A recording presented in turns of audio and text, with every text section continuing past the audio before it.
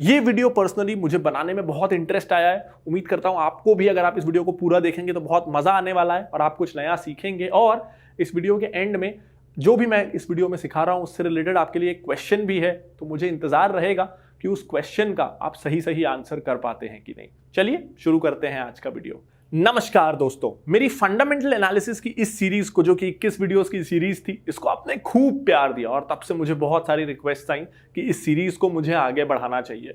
तो आज से मैंने डिसाइड किया है कि इस सीरीज को कुछ और आगे बढ़ाते हैं। और इसमें जो सबसे ज्यादा रिक्वेस्ट थी वो ये थी कि हमें सेक्टर बाय सेक्टर अलग अलग इंडस्ट्रीज का एनालिसिस करना सिखाइए।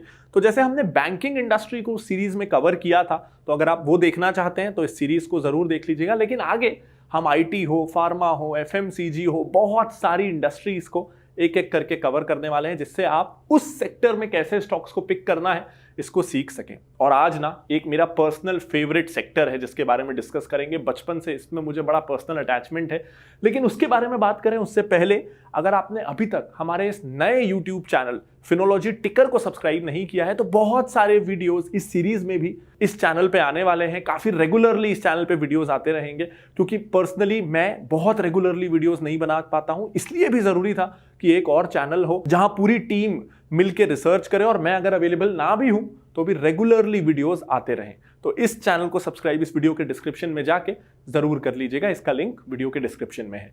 तो अब मैं बताता हूं कि आज हम डिस्कस करने वाले हैं अम्यूजमेंट पार्क इंडस्ट्री के बारे में। इंडिया में कुछ लार्ज साइज पार्क्स हैं। इमेजिका है जो इंडिया में सबसे बड़ा है, वंडरला है, ये सबसे बड़ा चेन है क्योंकि इसके 3 पार्क्स हैं, कोची, हैदराबाद, बैंगलोर में। एसएल वर्ल्ड है। इसके अलावा कोलकाता हो, चेन्नई हो, एनसीआर हो, यहाँ पे कई मिड साइज्ड पार्क्स भी हैं।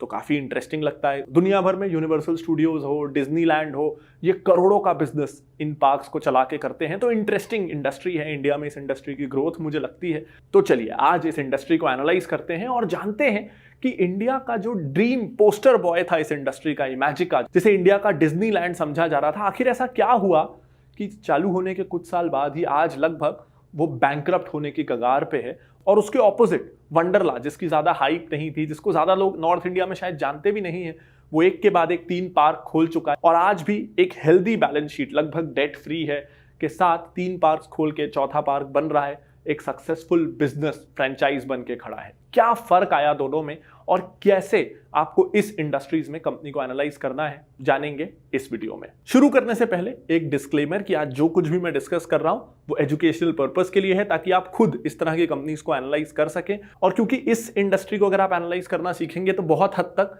आप मल्टीप्लेक्स इंडस्ट्री को एनालाइज करना भी सीख जाएंगे। डायनामिक्स काफी सारे सिमिलर हैं। तो ये सब कुछ एजुकेशनल पर्पस के लिए है। मैं बाय या सेल रिकमेंडेशन बिल्कुल नहीं दे रहा हूं। और जैसे इमेजिका के बारे में हम डिस्कस करेंगे, कई सारी प्रॉब्लम्स आई, तो ऐसा भी नहीं है कि उस पर सबने उम्मीदें छोड़ दी हैं। हो सकता है कोई स्ट्रैटेजिक इन्वेस्टर अगर उस कंपनी में आ जाए जो उसका डेट पे ऑफ कर दे, तो उस कंपनी के दिन भी फिर सकते हैं, उसके शेयर प्राइस के दिन भी फिर सकते हैं, होने को कुछ भी हो सकता है। तो बाय सेल रिकमेंडेशन नहीं है, एजुकेशनल वीडियो है आपको इंडिपेंडेंट बनाने के लिए। तो चलिए, जैसा मैंने आपको बताया था कि 3 बड़े पार्क्स हैं इस इंडस्ट्री में, एसएल वर्ल्ड हो, इमेजिका हो और वंडरला के 3 पार्क्स हो। ये मेजर प्लेयर्स हैं। कुछ स्मॉलर प्लेयर्स एनसीआर में, कोलकाता में यहाँ पे हैं, लेकिन जो ये बड़े प्लेयर्स हैं इनके पार्क की कैपेसिटी है 10,000 लोगों को इनटेक करने की पर डे। यानी एक दिन में ये पार्क 10,000 लोगों को एंटरटेन कर सकते हैं, इमेजिका हो या एसएल वर्ल्ड हो। तो यहाँ पे ये मल्टीप्लेक्स से काफी सिमिलर है, एयरलाइन से काफी सिमिलर है, क्योंकि इनकी प्रॉफिटेबिलिटी इसी बात पे डिपेंड करती है कि इनके पार्क कितने फुल चल रहे हैं। जैसे एयरलाइन अगर आधी खाली चलेगी तो वो लॉस में चलेगी, मल्टीप्लेक्स अगर बहुत ज्यादा खाली चल रहे हैं तो वो लॉस में चल रहे हैं। उसी तरह ये पार्क्स भी अगर खाली चल रहे हैं तो लॉस में चल रहे हैं। यानी पहला इंपॉर्टेंट पैरामीटर आता है ऑक्यूपेंसी रेट। 10,000 की कैपेसिटी है, लेकिन ऑन एन एवरेज एक दिन में कितने लोग आते हैं। अब यहां आप ये भी समझिए कि किन फैक्टर्स से इन पार्क का ऑक्यूपेंसी रेट कम होता है या बढ़ता है। पहली चीज, अगर एग्जाम्स चल रहे हैं तो क्योंकि बच्चे, यंगस्टर्स इस पार्क में ज्यादा जाते हैं, तो अगर एग्जाम चल रहा है, एग्जाम सीजन है, तो ऑक्यूपेंसी रेट गिर जाता है। वीकेंड्स पे ऑक्यूपेंसी रेट बढ़ता है, वीकडेज पे कम हो जाता है। अगर बहुत ज्यादा रेनी सीजन है तो अम्यूजमेंट पार्क में लोग नहीं आते।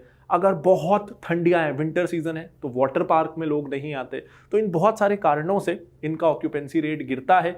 और एग्जाम फ्री वीकेंड्स जो होते हैं, ब्राइट सनी डेज, उनमें इनका ऑक्यूपेंसी रेट सबसे ज़्यादा होता है। हालांकि ये कई सारे मेजर्स करते हैं, जैसे वीकडेज में school picnics, college picnics arrange कराना, ताकि जो खाली वीकडे पड़ा है उस पर डिस्काउंट में स्कूल्स को टिकट दे दो तो कुछ लोग तो आए, लेकिन फिर भी ऑन एन एवरेज वीकेंड्स पे ही भीड़ ज़्यादा रहती है। तो इन बहुत सारे वेदर और एग्जाम और बहुत सारे कारणों के कारण ग्लोबली ये पार्क्स में ऑक्यूपेंसी रेट 35-40%, 35-40% के आसपास रहती है। यानी अगर 10,000 की कैपेसिटी है तो साल भर का एवरेज ये होता है कि पर डे 3,500 to 4,000 लोग इन पार्क्स में आते हैं। इंडिया में वो एवरेज 3,000 के आसपास है, यानी 30% के आसपास है। 10,000 की कैपेसिटी है तो ऑन एन एवरेज 3,000 लोग इस पार्क में आते हैं। ऑक्यूपेंसी लेवल काफी लो रहता है इन पार्क्स का, बट ग्लोबली यही हाल है। अब सेकेंड चीज आती है कि पर यूजर रेवेन्यू ये पार्क कितना कमा सकता है, एक यूजर से कितना पैसा ये पार्क वसूल सकते हैं। तो on an average weekday में टिकट प्राइस 800, 900, 700 रुपए के आसपास रहता है। वीक एंड में ये 1500, 1600 रुपए के आसपास हो जाता है। अगर हम ओवरऑल एवरेज देखें, पार्क्स टू पार्क डिपेंड करता है, वंडरला थोड़ा सस्ता है, मैजिका थोड़ा प्रीमियम है, लेकिन ऑन एन एवरेज अगर हम देखें तो ये 1200-1300 रुपए पर यूजर का इनका रेवेन्यू रहता है, प्लस 300 रुपए के आसपास फूड एंड बिवरेज रेवेन्यू या कॉस्ट्यूम, अगर वाटर पार्क है तो लॉकर रेंट और इस तरह का रेवेन्यू होता है 200-300 रुपए के आसपास। ये दोनों को जोड़ लिया जाए तो पर user revenue on an average 1500 रुपए के आसपास रहता है, 1500। तो अब देखते हैं कि एक दिन का रेवेन्यू कितना हुआ। रफली लोग आए 3,000 लोग नहीं, मैं कहता हूं ये भी आज नहीं तो कल ग्लोबल एवरेज के हिसाब से 40% ऑक्यूपेंसी पे ही चलेंगे, तो हम मान लेते हैं कि 4,000 लोग रोज इन पार्क्स में आते हैं और एक इंसान से ये पार्क्स 1,500 रुपीज कमाते हैं। यानी इनका एक दिन का रेवेन्यू हुआ 4,000 into 1,500 which is 60 lakh rupees. तो एक दिन का रेवेन्यू हुआ 60 लाख रुपीज। अब तो ईयरली रेवेन्यू कितना हुआ, तो हमको 60 लाख इंटू 365 करना है, विच इज इक्वल टू रफली 220 करोड़ रुपीज। यानी इमेजिक का जैसा एक पार्क एक साल में 220 करोड़ रुपीज रेवेन्यू कमाता है।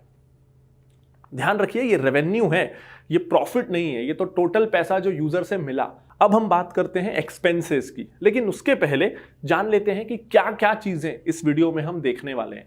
तो हम देखने वाले हैं कि इन पार्क्स को वैल्यू कैसे किया जाता है, वैल्यूएशन, मोड्स यानी क्या एडवांटेज क्या डिसएडवांटेज है इस इंडस्ट्री को, कॉम्पिटिटर एनालिसिस करने वाले हैं, और अल्टीमेटली शेयर का फेयर प्राइस कैसे निकालना है, इन्वेस्ट किस प्राइस पे करना है, किस प्राइस पे नहीं, वो हम देखने वाले हैं। तो चलिए मूविंग बैक टू एक्सपेंसेस। हमने माना कि इमेजिका का साल भर का रेवेन्यू है 220 करोड़ रुपीज। क्या हमारा ये जो कैलकुलेशन है, ये जो अजम्पशन है, ये सही है? क्या सच में 40% ऑक्यूपेंसी होती है? क्या सच में 1,500 रुपीज पर यूजर आता है? ये सब कैसे पता चलेगा? तो ये सब आप जाके देख सकते हैं ticker.phinology.in पे, जिसका लिंक इस वीडियो के डिस्क्रिप्शन पे है। और चलिए यहां चल के मैं आपको दिखाता हूं कि एक्चुअली में इमेजिका का ईयरली रेवेन्यू कितना है। तो हमने जैसा आप देख रहे हैं इमेजिका टाइप किया, सिलेक्ट किया, और अब मैं ऊपर इस बार से P&L स्टेटमेंट सिलेक्ट कर रहा हूं।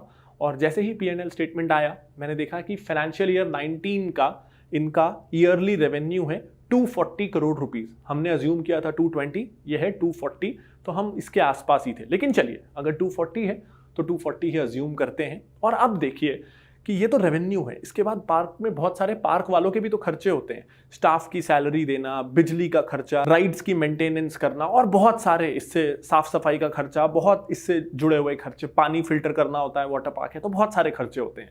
तो ये सारे खर्चे को हम कहेंगे ऑपरेटिंग एक्सपेंसेस। तो अब जैसा कि आप सेकेंड लाइन पे देख पा रहे हैं कि ऑपरेटिंग एक्सपेंसेस इस पार्क के हैं 190 करोड़ रुपीस। यानी 240 करोड़ रुपीस जो ये लोगों से लेते हैं, उसमें से 190 करोड़ रुपीस तो पार्क का ये सब रेगुलर खर्चे में निकल जाता है। यानी बचता है केवल 50 करोड़ रुपए। लेकिन इस 190 करोड़ को भूल जाते हैं। मान लेते हैं कि कुछ भी करके इमेजिका अपने खर्चे कम कर लेगा, चाहे ज्यादा टिकट्स बेचेगा, चाहे सैलरीज कम करेगा, कुछ भी, और हम केवल ये मानते हैं कि जितना इमेजिका का रेवेन्यू है उससे 50% ही उसके ऑपरेटिंग एक्सपेंसेस होंगे। अभी 75% है, लेकिन हम ऑप्टिमिस्टिक हो रहे हैं, हमको इमेजिका से प्यार है मान लीजिए, तो हम ऑप्टिमिस्टिक होकर मानते हैं कि नहीं, इमेजिका के एक्सपेंसेस 50% ही होंगे, यानी 120 करोड़ रुपीज ही होंगे, और बाकी जो 120 करोड़ बचा वो हुआ उसका ऑपरेटिंग प्रॉफिट। अब हमको तो इमेजिका से प्यार है तो हम और ऑप्टिमिस्टिक होते हैं। हम मानते हैं कि गवर्नमेंट कोई इनकम टैक्स भी नहीं लेगा, इसने कोई डेट भी नहीं लिया था तो कोई इंटरेस्ट पेमेंट भी नहीं करना। हम सब कुछ अच्छा अच्छा मान लेते हैं और मान लेते हैं कि वो 120 करोड़ ऑफ ऑपरेटिंग प्रॉफिट ही मेरा कैश प्रॉफिट है जो मेरी जेब पे आ रहा है। तो मेरे को साल में अगर सब कुछ बहुत अच्छा है तो 120 करोड़ रुपए 120 करोड़ रुपीस का नेट प्रॉफिट हुआ। तो अब ये 120 करोड़ रुपीस साल का मुझे स्पार्क से आ रहा है, अच्छा है कि नहीं? अगर आप स्पार्क के ओनर हैं तो खुद से पूछिए इस चीज से आप खुश होंगे कि नहीं कि 120 करोड़ रुपए आपको साल के आ रहे हैं। अब जो थोड़ा बहुत भी बिजनेस करता है वो जानता है कि सबसे पहला सवाल ये उठेगा कि स्पार्क को बनाने में खर्चा कितना आया, क्योंकि अगर मान लीजिए ये पार्क बन गया 50 करोड़ रुपीस में और मुझे साल के 120 करोड़ रुपीस आ रहे हैं तब तो ये बहुत अच्छा है। लेकिन अगर इस पार्क को बनाने में खर्च हो गए 1 लाख करोड़ रुपीस और 120 करोड़ रुपीस आ रहे हैं तब ये बहुत बुरा है। तो खर्चा कितना हुआ इस पार्क को बनाने में? अब इस पार्क को बनाने में खर्चा हुआ 1600 to 1700 करोड़ के आसपास। यानी ये एक ऐसा बिजनेस है जो आपने ऐसा मान लीजिए कि 160 रुपीज में शुरू किया और अब हर साल आपको 12 रुपीज का प्रॉफिट हो रहा है।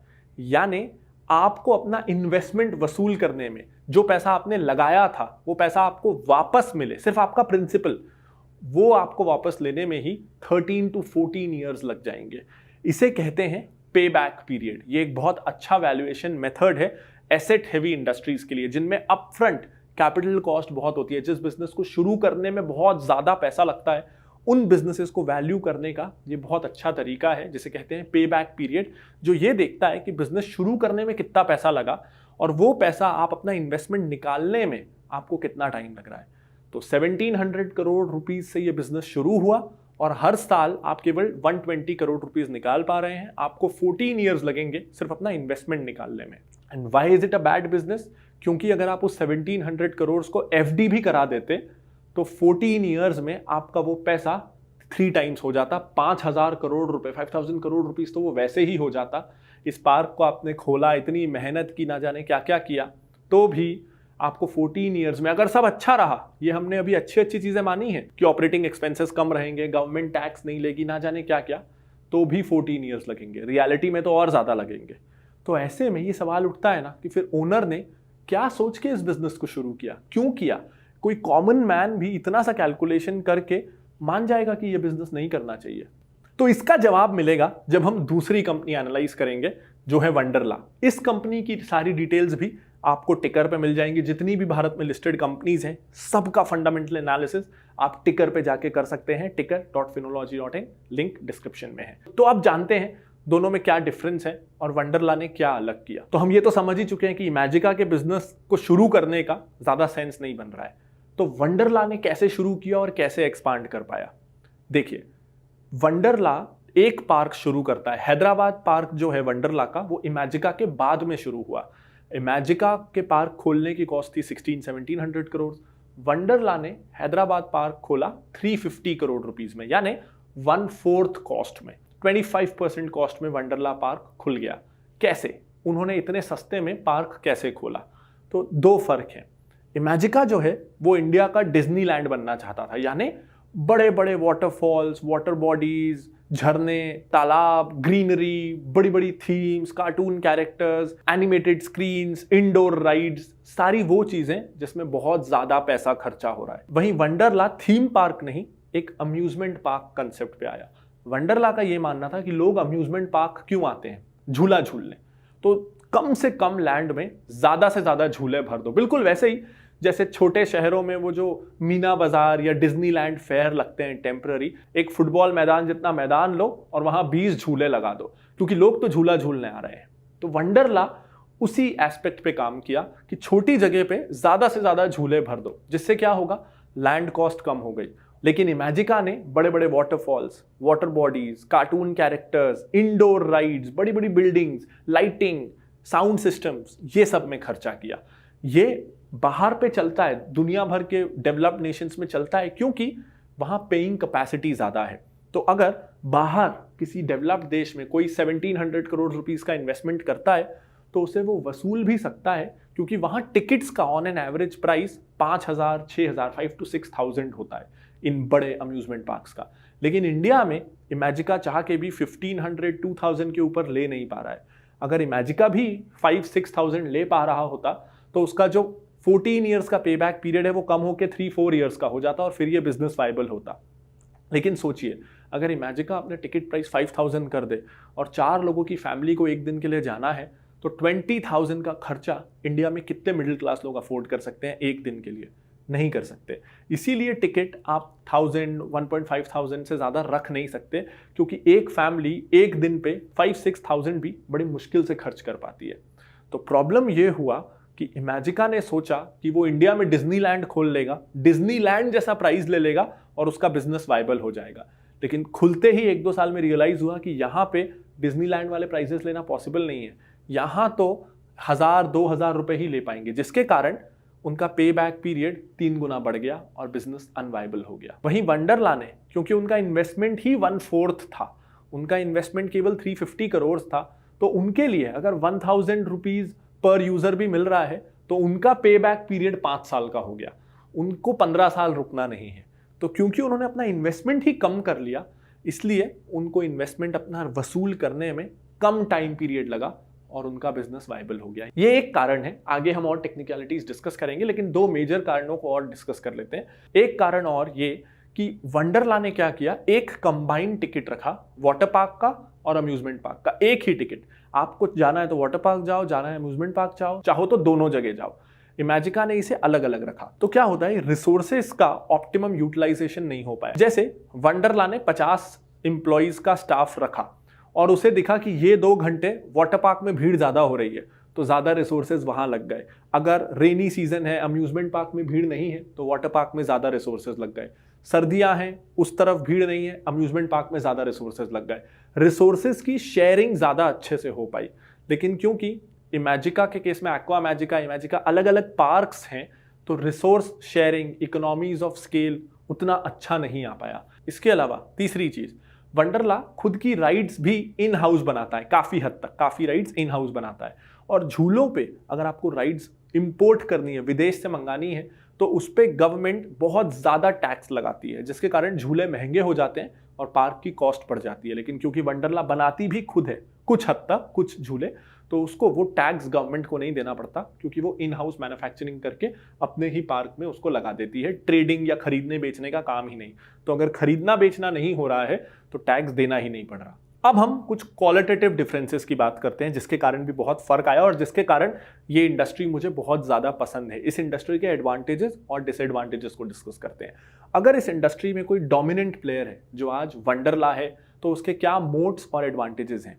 पहला मोड तो ये कि जिस शहर में आप घुस गए, जिस शहर में वंडरला घुस गया, उस शहर में कोई और बड़ा कॉम्पिटिटर आने का सोचेगा नहीं, क्योंकि जैसा हमने देखा है पार्क की वाइबिलिटी तभी है, ये पार्क आपको पैसा कमा के तभी देगा अगर ऑक्यूपेंसी ज्यादा हो। तो जहां ऑलरेडी वंडरला है और वो खुद ही 30-40% ऑक्यूपेंसी पे चल रहा है, कोई और फिर 400-500 करोड़ रुपए लगा के एक पार्क क्यों खोलेगा, जब उसको पता है ट्रैफिक बढ़ जाना है। तो अगर आधा आधा ट्रैफिक 4,000 के बदले दोनों पार्क में अगर 2,000 लोग जाएंगे, तो जो नया पार्क है जिसने फ्रेश इन्वेस्टमेंट किया है, उसको अपना पैसा रिकवर करने में ना जाने कितने साल लग जाएंगे। इसीलिए जो नए प्लेयर्स हैं वो वंडरला से compete नहीं करना चाहते और वंडरला एक एक करके, अभी उनका चेन्नई पार्क बन रहा है, एक एक करके नई नई सिटीज कैप्चर करता जाता है और कोई और compete नहीं करना चाहता। तो ये जो अपफ्रंट कैपिटल है कि बहुत ज्यादा पैसा लगता है और पे बैक पीरियड लंबा है, इसके कारण एंट्री बैरियर है। ये एक इंपॉर्टेंट मोड है, एंट्री बैरियर, जिसके कारण कोई और एंटर नहीं होता और वंडरला एक एक करके सिटीज कैप्चर करता जा रहा है। इसके अलावा आप ये भी देखिए कि जैसे जैसे वंडरला के पार्क्स बढ़ते जा रहे हैं, उसका कैश फ्लो बढ़ता जा रहा है और उसका पे बैक पीरियड कम होता जा रहा है। इसको एक एग्जांपल से समझते हैं। 2000 में वंडरला ने पहला पार्क शुरू किया कोची में। तो जो वंडरला का कैलकुलेशन है, हम उसी को आसानी के लिए मान लेते हैं, ये सही नहीं है लेकिन आसान रहे इसलिए मान लेते हैं कि वो कोची पार्क भी मान लीजिए 120 करोड़ रुपीस हर साल रिकवर करता है। मान लीजिए उस समय कोची पार्क को बनाने का खर्चा आया था 500 करोड़ रुपए एडजस्टेड टू इन्फ्लेशन आज के हिसाब से, यानी 4-5 साल वंडरला को लगे उस पार्क की कॉस्ट रिकवर करने में। तो एक बार उस पार्क की कॉस्ट रिकवर हो गई, फिर भी वो पार्क तो हर साल प्रॉफिट कमा ही रहा है। तो मैंने क्या किया, 5 साल में अपने 120 करोड़ रुपए निकाल लिए, अगले 5 साल 120 पर ईयर करके मैंने 600 करोड़ रुपीस और इकट्ठा किए और उससे 2009-2010 में मैंने सेकेंड पार्क खोला। अब मेरे पास 2 पार्क्स हैं। अब 2 पार्क से मुझे 120 + 120 240 करोड़ रुपीस आ रहे हैं। ऐसे में अगर मान लीजिए सेकेंड पार्क को मेरे बनाने की कॉस्ट 500 करोड़ भी थी, तो 240 पहले साल आया, दोनों पार्क से मिला के 240 अगले साल आया। तो 2 साल में ही मेरे सेकेंड पार्क की कॉस्ट रिकवर हो गई। मैंने 2 साल और लगाए, 500 करोड़ रुपीस का कैश और दोनों पार्क से कलेक्ट किया और 500 करोड़ से तीसरा पार्क हैदराबाद में खोल दिया। अब मुझे 3 पार्क से पैसा आ रहा है 120 करोड़ रुपीस ईच, यानी 350 करोड़ रुपए मुझे हर साल अब 3 पार्क से आ रहा है। तो ऐसे में जैसे जैसे मेरे पार्क्स बढ़ते जा रहे हैं, मेरे पास कैश फ्लो बढ़ता जा रहा है और मेरा पे बैक पीरियड कम होता जा रहा है हर नए पार्क के लिए, क्योंकि अब मैं मल्टीपल सोर्सेज से उस पार्क का पे बैक कैलकुलेट कर रहा हूं। और जैसे जैसे मेरे पार्क्स बढ़ेंगे, मेरे लिए कंपीट करना, नई सिटीज में घुसते जाना, कुछ इसी तरह की चीज डीमार्ट ने भी की। शुरू में उनके स्टोर्स धीरे धीरे एक्सपांड हो रहे थे। एक स्टोर से पैसा आ रहा था, जमा करके दूसरा स्टोर खोला, जमा करके तीसरा। अब जब 100 स्टोर्स हो गए तो 100 स्टोर से पैसा आ रहा है तो मैं हर महीने एक नया स्टोर खोल सकता हूं। तो ये एक बहुत इंपॉर्टेंट फैक्टर है कि ये बिजनेस तभी वायबल है अगर आप इसको स्केल करते रहें और आप मल्टीपल अपने सोर्सेज बनाते रहें कैश फ्लो के लिए। एक पार्क ही आप खोल के बैठ जाएंगे और उस पर इतना पैसा लगा देंगे कि वो पैसा रिकवर करने में ही 15 साल लग जाए, तो आप एक्सपांड कब करेंगे, जिस कारण भी इमेजिका पीछे रह गया। अगेन मैं आपसे कहना चाहूंगा, ये बाय सेल रिकमेंडेशन नहीं है। ये इंडस्ट्री मैंने इसलिए चुनी है क्योंकि इससे आप मल्टीप्लेक्स इंडस्ट्री एनालाइज कर सकते हैं। कुछ हद तक आप इससे रिटेल इंडस्ट्री भी, जैसा मैंने डीमार्ट का एग्जाम्पल दिया, उसको भी एनालाइज कर सकते हैं। तो ये लॉजिक जो है पे बैक पीरियड का, ये मल्टीपल इंडस्ट्रीज में जा सकता है और कैसे कैश फ्लो के सोर्सेज एक्सपांड होते जाते हैं, ये मल्टीपल इंडस्ट्रीज में जा सकता है। इसलिए इसे समझाना जरूरी था, लेकिन ये बाय सेल रिकमेंडेशन नहीं है। एक डिस्क्लोजर में और दे दूं कि पर्सनली मैं वंडरला में बहुत सालों से इन्वेस्टेड हूं। तो अगर आपको अब ये पे बैक पीरियड वाला एग्जाम्पल पसंद आया हो तो इस वीडियो को लाइक जरूर कर दीजिएगा। अगर अभी तक आपने इस चैनल को सब्सक्राइब नहीं किया है तो दबा दीजिए सब्सक्राइब बटन को और बेल आइकन को, क्योंकि इस तरह के एनालिटिकल वीडियोस मैं और लाता रहूंगा। और अगर आप इस तरह का कुछ नया हर रोज सीखना चाहते हैं फाइनेंशियल मार्केट्स के बारे में, तो आप सब्सक्राइब कर सकते हैं हमारे free everyday stock market newsletter टिकर टॉक्स को, जहां हर रोज हर सुबह आपके ईमेल पे आप सीखेंगे कुछ नया। इसका लिंक भी आपको इस वीडियो के डिस्क्रिप्शन में मिल जाएगा। तो अगर आपको ये आज का वीडियो पसंद आया हो और आप इस तरीके से और ज्यादा इन डेप्थ सीखना चाहते हैं, अगर आप एक एक्सपर्ट इन्वेस्टर बनना चाहते हैं, तो आप ज्वाइन कर सकते हैं अकेडमी ऑफ वैल्यू इन्वेस्टिंग को, जो है 1 साल का rigorous course on fundamental analysis, जो हिंदी इंग्लिश दोनों में अवेलेबल है। इसका लिंक आपको इस वीडियो के डिस्क्रिप्शन में मिल जाएगा। मैं लाता रहूंगा ऐसे और बहुत सारे वीडियोस। और अगर आप मुझसे इंटरेक्ट करना चाहते हैं इंस्टाग्राम, ट्विटर या फेसबुक पे, तो ये तीनों ही लिंक्स आपके स्क्रीन पर अब अवेलेबल हैं। और हाँ, जाने से पहले एक सवाल। मैंने तो आपको बता दिया कि वंडरला और इस इंडस्ट्री में क्या एडवांटेजेस हैं, क्या डिसएडवांटेजेस हैं, क्या बैरियर्स हैं, क्या मोट हैं। लेकिन आपसे अब मैं पूछना चाहता हूं, कमेंट करके आप मुझे बताइए कि एशियन पेंट्स का मोट क्या है। सिर्फ ब्रांड अगर आप बोलने वाले हैं तो वो मोट नहीं है, एक अलग मोट है जो ज्यादा लोगों को नहीं पता। मैं कमेंट में जरूर जानना चाहूंगा, क्या आपको पता है कि एशियन पेंट्स का मोट क्या है।